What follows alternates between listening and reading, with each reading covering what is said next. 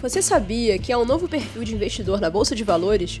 São os jovens que estão preocupados com o futuro e suas incertezas. Os detalhes desse tema estão numa reportagem que destacamos nessa edição de estreia do programa Na Real. Um outro tema relevante que trazemos para vocês é sobre a comunicação e democracia no século XXI. Esse assunto, aliás, foi objeto de uma aula inaugural promovida pelo Departamento de Comunicação Social da PUC-Rio, cujo convidado foi o professor da Universidade Federal da Bahia, Wilson Gomes.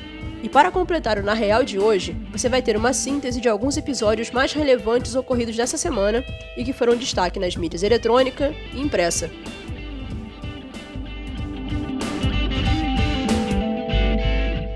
Conheça agora esse novo tipo de investidor da Bolsa de Valores na reportagem de João Gabriel Mancuso.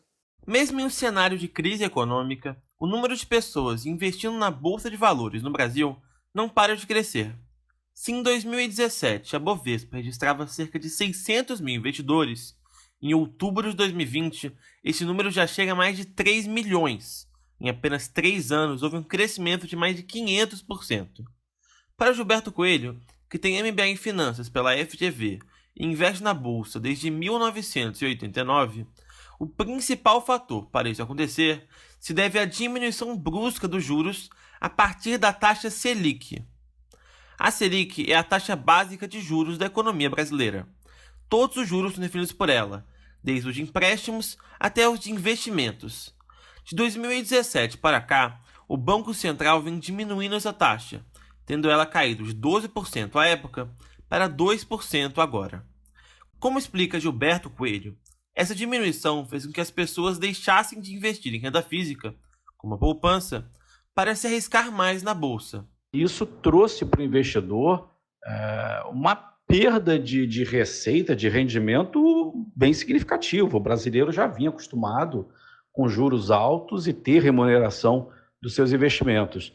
E quando você vê que seu dinheiro não está rendendo na renda fixa, você acaba começando a correr mais riscos, indo para o mercado de renda variável. E foi o que aconteceu com os investidores, pessoas físicas que passaram a investir mais em bolsa. Para Gilberto, outro fator fundamental está na internet e na facilidade de se operar na bolsa.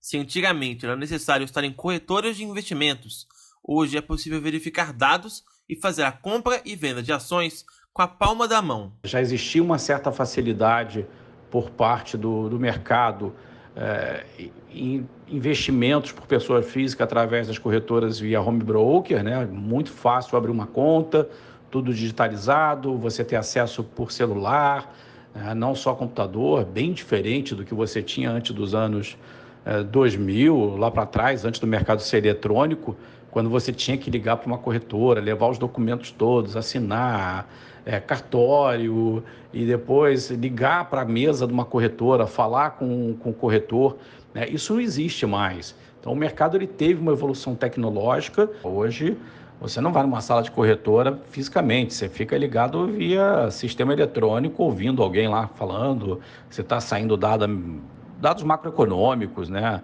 Dados de desemprego, de inflação, estoques de petróleo.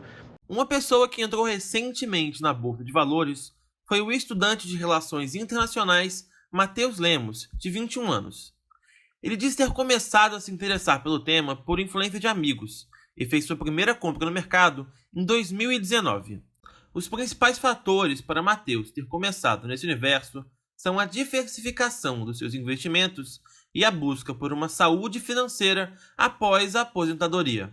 Eu via a Bolsa de Valores como uma forma de diversificar os meus investimentos e uma forma também de eu me proteger com relação à queda que a Selic estava passando. Eu comecei a investir em 2019 e a Selic já estava tendo quedas recorrentes no período. Minha maior motivação para investir é conseguir alcançar a minha independência financeira e, com isso, ter a opção, caso eu queira, de aposentar mais cedo. Somado a esse cenário, as projeções apontam para um crescimento ainda maior da Bolsa de Valores. Por exemplo, em entrevista ao jornal Valor Econômico, o diretor-geral da XP Investimentos, Gabriel Leal, acredita que até 2022 a Bovespa atinja aproximadamente 10 milhões de pessoas físicas cadastradas. Investir na bolsa deve se tornar algo cada vez mais comum no Brasil. Para o Na Real, João Gabriel Mancuso. O assunto agora é comunicação e democracia no século XXI. Esse tema foi objeto de uma aula inaugural promovida pelo Departamento de Comunicação da PUC-Rio. A repórter Maria Gerke acompanhou e traz mais informações a respeito.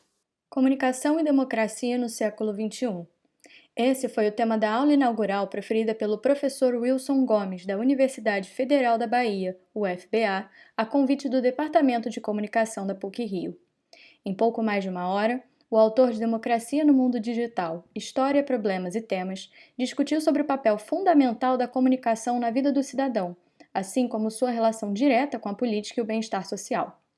Como homenagem especial ao eterno professor do departamento, Miguel Pereira, falecido em 2019, Wilson Gomes começa a aula inaugural com uma pergunta intrigante. O que estamos vivendo hoje no Brasil é um fenômeno político ou um fenômeno de comunicação?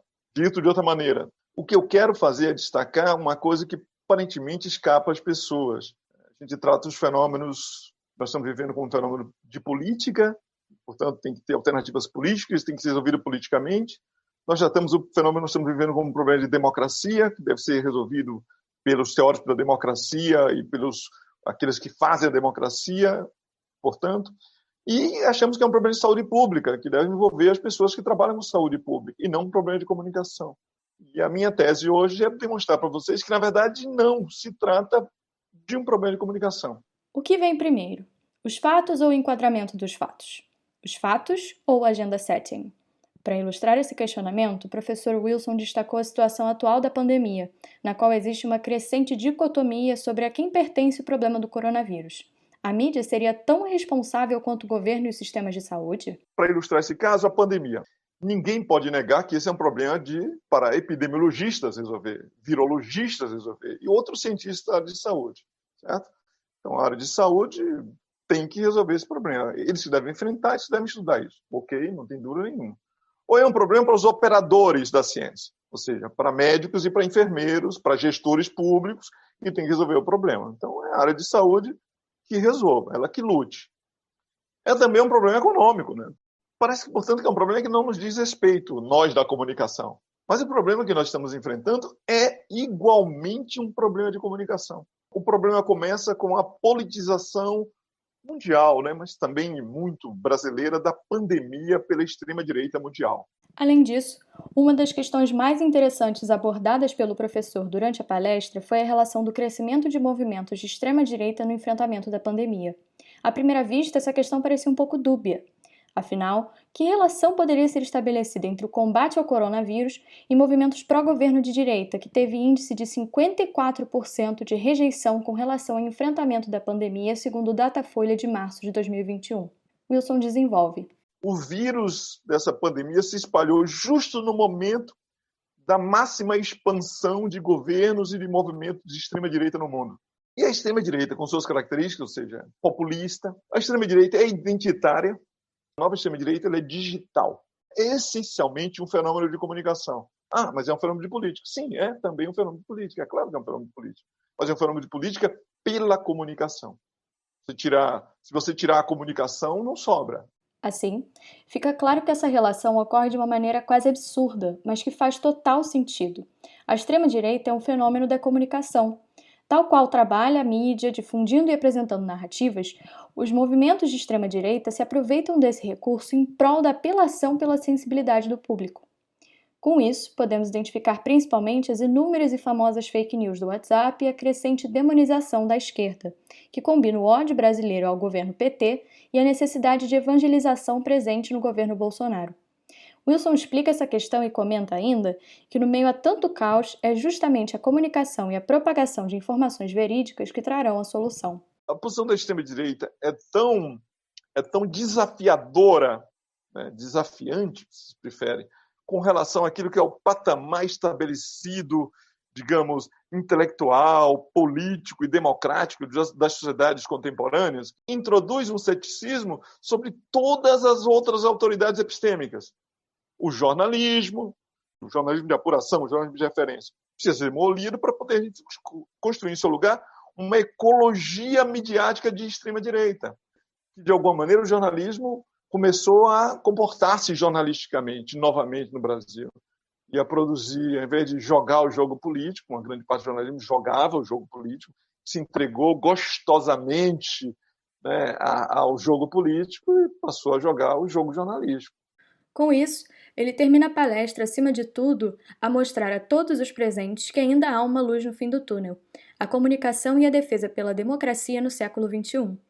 A aula inaugural completa do professor Wilson Gomes está disponível no canal do YouTube do Departamento de Comunicação da PUC-Rio a quem desejar.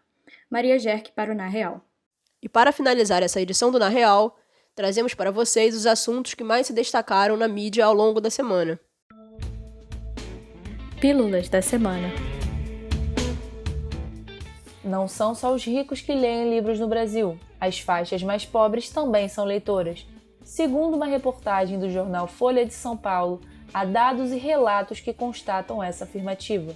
O pior é que a Receita Federal usa o argumento contrário para justificar a taxação dos livros.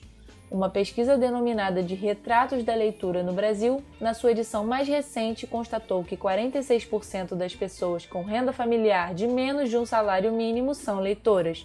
Na faixa salarial seguinte, que recebe de 1 a 2 salários mínimos, 51% têm o hábito de ler. Isso, no entanto, não impediu a Receita Federal de produzir um relatório na última semana afirmando que pessoas com renda de até 2 salários mínimos não consomem livros e, por isso, eles deveriam ser tributados. Em virtude do coronavírus, a cerimônia de entrega do Oscar 2021 será no próximo dia 25 deste mês. O filme Mank foi o campeão de indicações, com um total de 10.